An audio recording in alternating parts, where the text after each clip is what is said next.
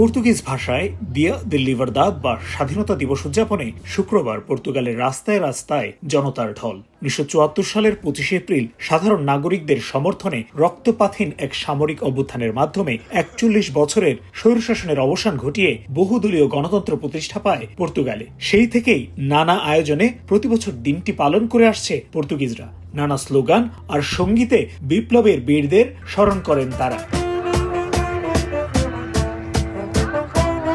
প্রতীক হিসেবে লাল রঙের কার্নেশন ফুল নিয়ে র্যালিতে যোগ দেন সাধারণ মানুষ। সবার হাতে হাতে ছিল স্বাধীনতার প্রতীক লাল ক্রাবো ফুল, এমনকি নারীদের খোপাতেও ছিল এ প্রতীক। বিপ্লবে অংশ নেয়া সৈনিকরা অংশ নেন লিসবনের এভিনিদা লিবারদাদের ঐতিহাসিক র্যালিতে। নানা সামাজিক ও রাজনৈতিক দলের ব্যানারে অংশ নেন পর্তুগাল প্রবাসী বাংলাদেশিরাও। দিনটির আদর্শকে ধারণ করে মানবিক দেশ হিসেবে পর্তুগালকে আরো এগিয়ে নিয়ে যাবার প্রত্যয় ব্যক্ত করেন অংশগ্রহণকারীরা।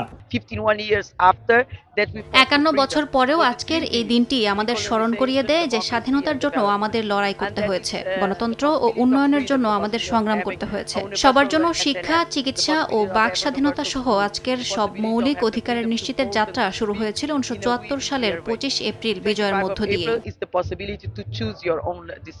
1974 সালের এই 25 এপ্রিলের কারণেই আমাদের অধিকারগুলো, পর্তুগিজদের অধিকারগুলো যেমন প্রতিষ্ঠিত হয়েছে, অভিবাসীদের অধিকারগুলো প্রতিষ্ঠিত হয়েছে।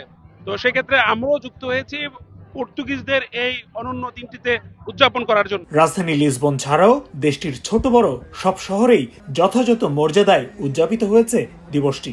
আজকের এই দিনেই সশস্ত্র কিন্তু রক্তপাতহীন বিপ্লবের মধ্য দিয়ে স্বৈরতন্ত্র থেকে গণতন্ত্রে ফিরেছিল পর্তুগাল। সবার গণতান্ত্রিক অধিকার নিশ্চিত হয়েছিল আজকের এই দিন থেকেই।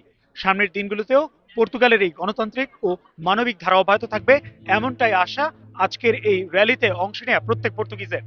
তারিকুল হাসান আশিক, সময় সংবাদ, লিসবন, পর্তুগাল।